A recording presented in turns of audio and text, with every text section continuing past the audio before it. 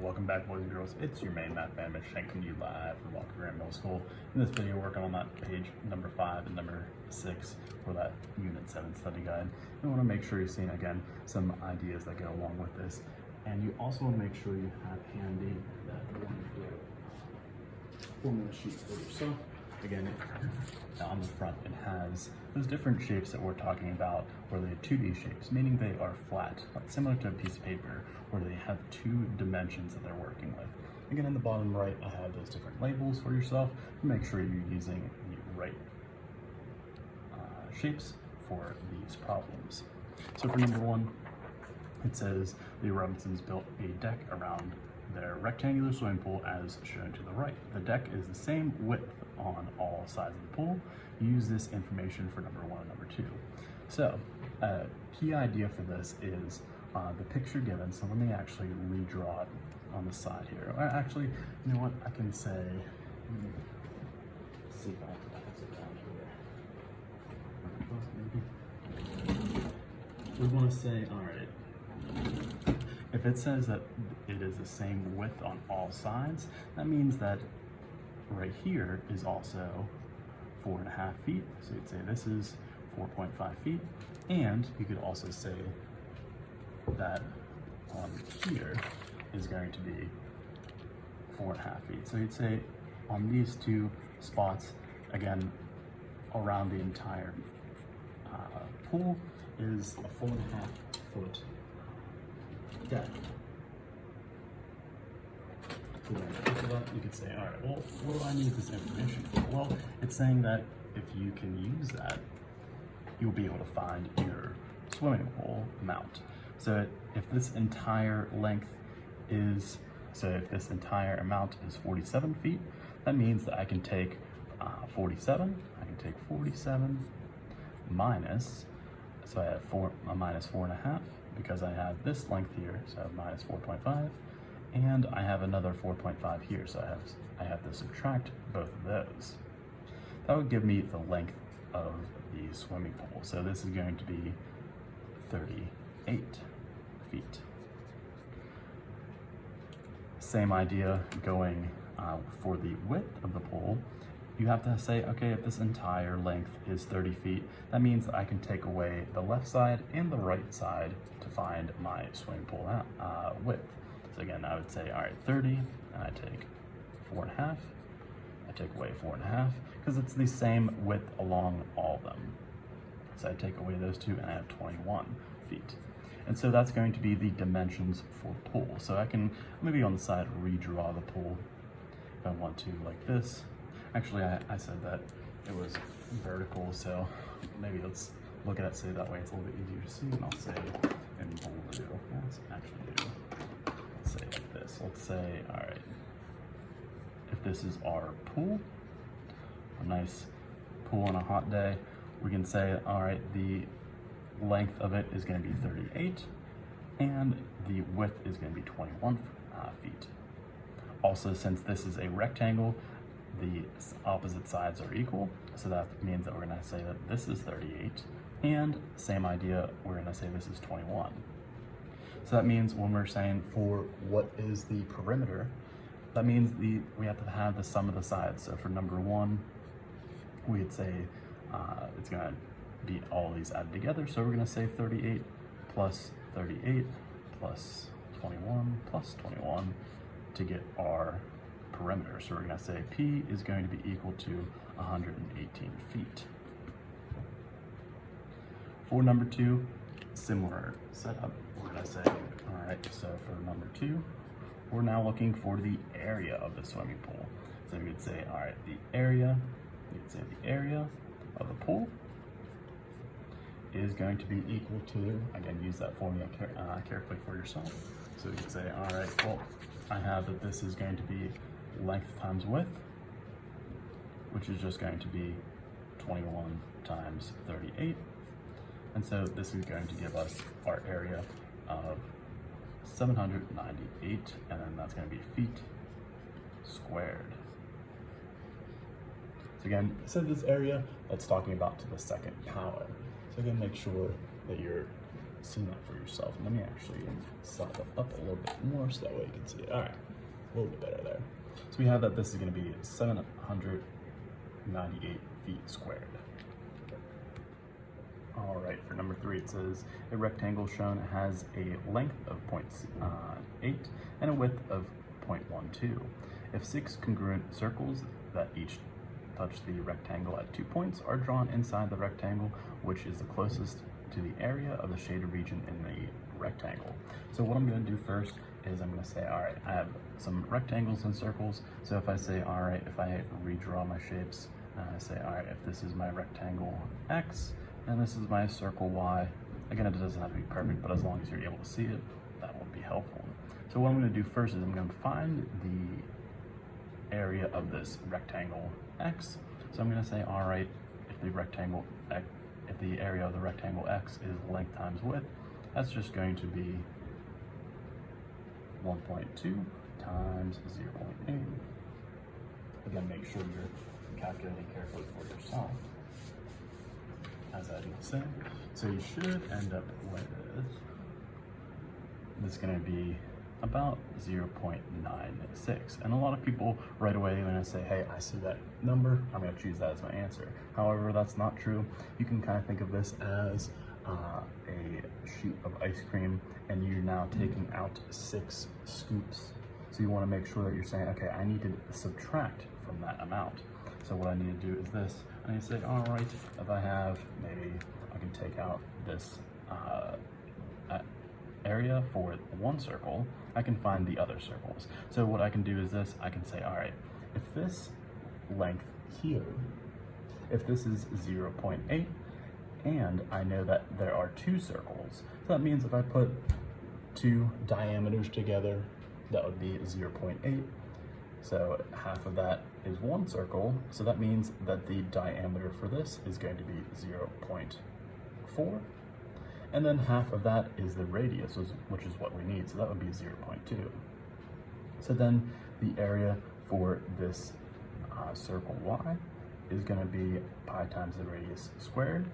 So this is going to be the area of Y. Actually, I can just say this is equal to, so let me just say equal to, I have 3.14 times the radius squared, so I'm going to have 0.2. Again, make sure you have that exponent on the inside for yourself. That way you know where it's at.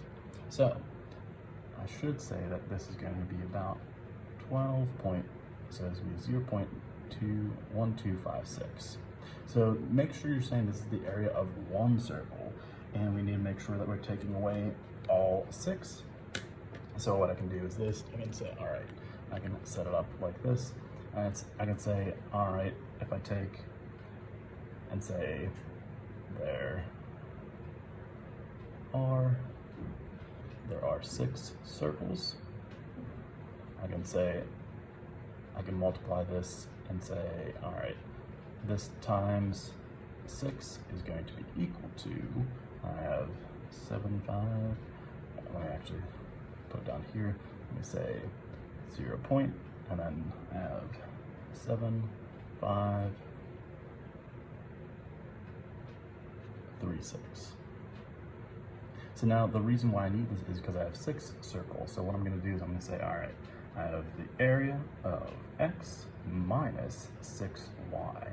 The reason why I'm doing this is because I'm taking away 6 of those points.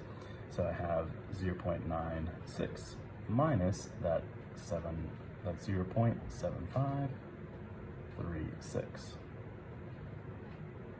This should give you your remaining amount. So it has, this is going to be about 0.2064. Again, we can round to the nearest hundredth, and so we're going to say, all right, underline the hundredths column, circle the next adjacent number. If that circled number is 5 and above, give it a shove, and so this is going to be approximately 0.21. So that's that area of that shaded region that we're looking for. For number 4 and 5, it says, all right, we're going to be using this shape here. So make sure that you can break it apart first. So I'm going to have a label. So let me actually say, let me do in green. Let me say I have a triangle. I have a triangle X that has a height of 4 and a width or a base, I should say, of 4 as well. Then it has a half circle, so I want to have a half circle. Again, that has a diameter of 4, which we need usually a radius of 2.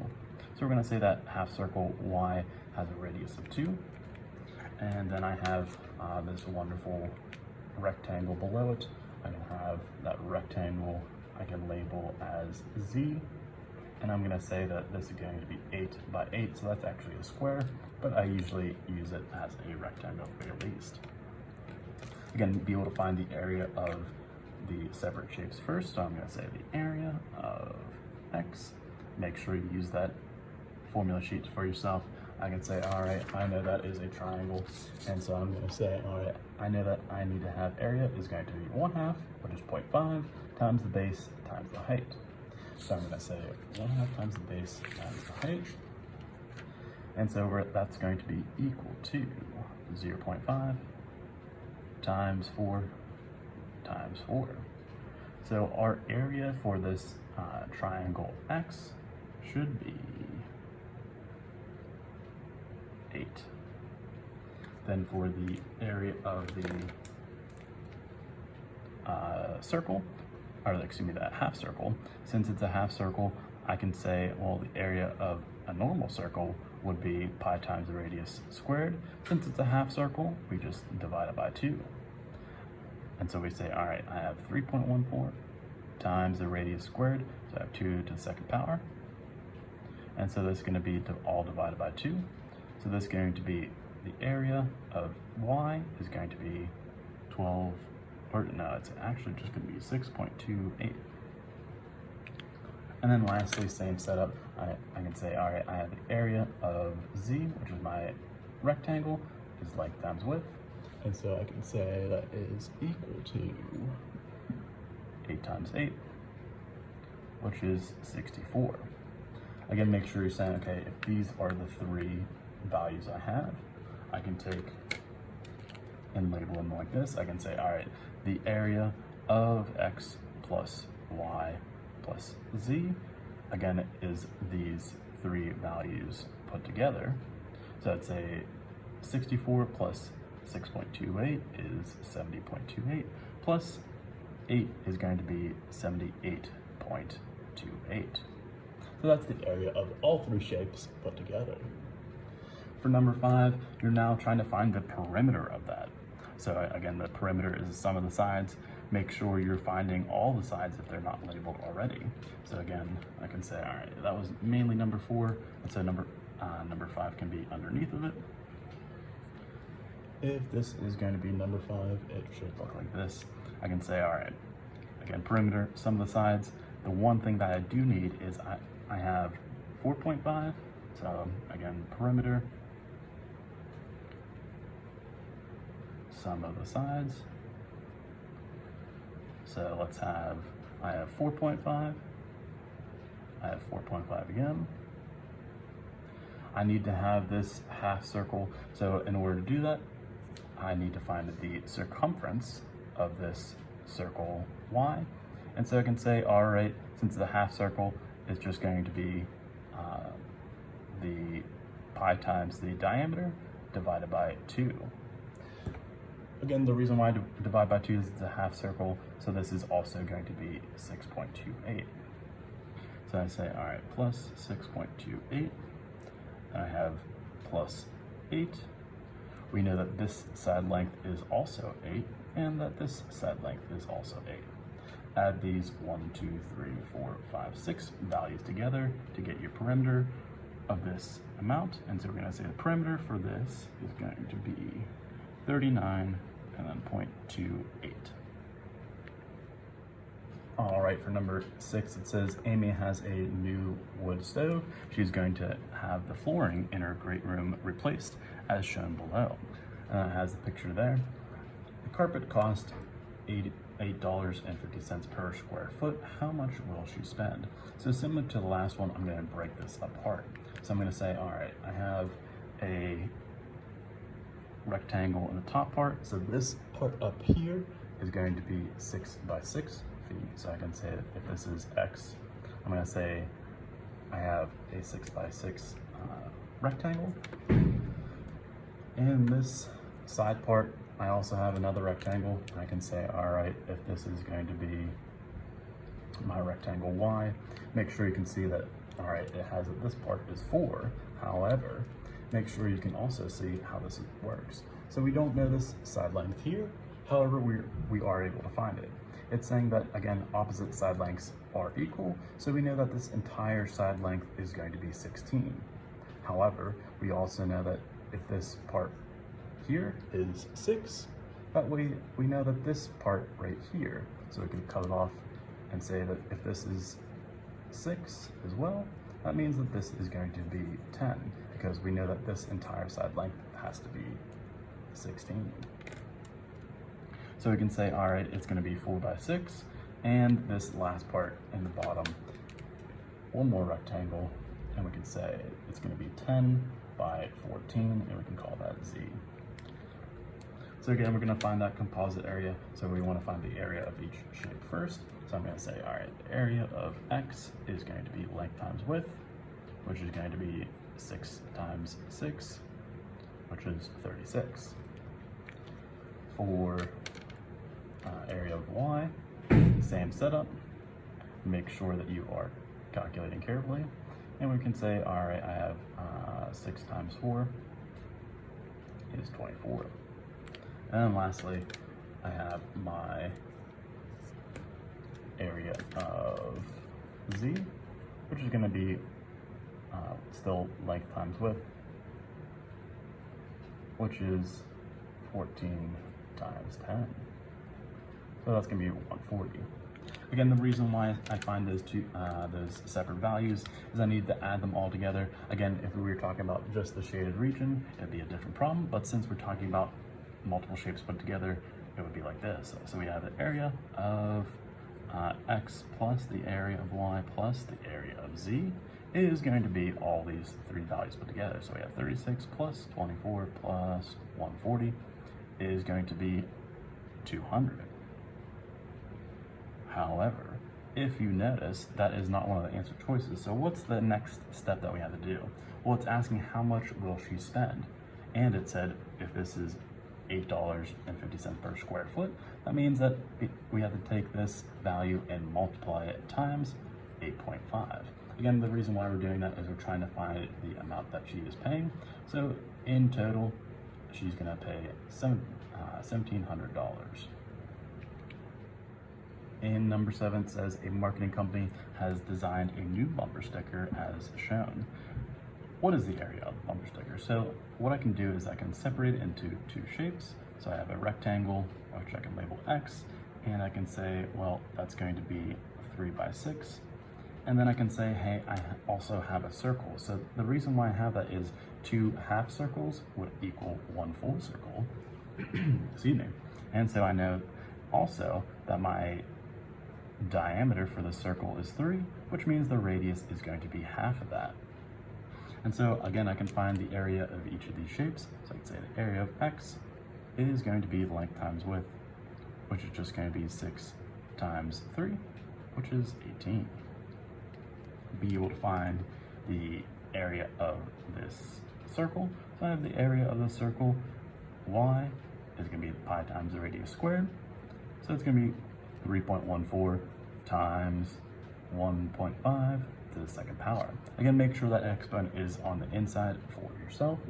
And so this should equal 7.065. Be able to add those 2 together. And so if I say, all right, the area of X plus the area of Y is going to be equal to 25.065. And again, it says to round to the nearest 10th. So I have to underline the 10th column, circle the next adjacent value. If that circled value is 5 and above, give that number a shove. So we're going to say this is going to be about 25.1, and I can say inches squared. All right, and number 8, it says your local recreation department is constructing a fence around a children's play area. How many feet of fencing will it need? So make sure you're thinking, okay, this is actually asking for perimeter for this one. So I need to think, okay, if this entire side length, again, even though those are three different side lengths, I know that those three added together would equal this one long side. So I can say, okay, if I redraw it real quick, I can say, all right, I have something like this. This is 14, this is 35, 42, and my other side length is 49. So again, like I said, I know that these three added together is this side length, and so I know that this is going to be 91. Same idea for this side length. Again, we don't have either of these three, so I know, however, that it is going to be 49 in total. So I know that this part in here is going to be 49. So that means, very simply, even though they're broken apart, I can say that the lengths are going to be the same. So what I can do is I can add these these four sides together. So I can say 49, I'd say 49 plus 91 plus 91 plus 49.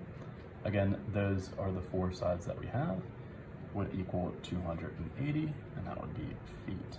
Again, make sure you're breaking that apart and seeing how you get your answer.